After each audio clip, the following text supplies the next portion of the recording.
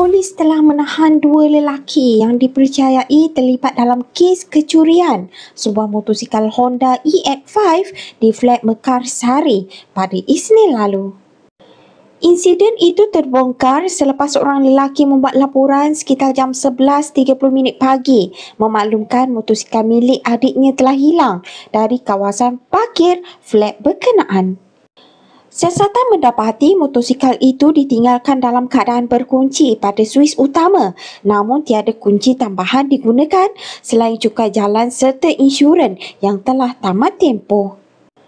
Rakaman CCTV di lokasi pula jelas menunjukkan pergerakan seorang lelaki tempatan disyaki terlibat dalam kejadian tersebut. Bertindak atas maklumat risikan, pihak polis berjaya menahan dua orang suspek berusia 25 dan 29 tahun.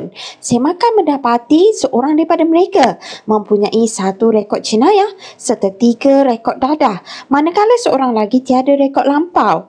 Ujian urin bagaimanapun mendapati kedua-duanya positif metapetamin. Kes kini disiasat mengikut Seksyen 379A Kanun Keseksaan dan permohonan reman dibuat di Mahkamah Magistrate Batuas pada pagi tadi.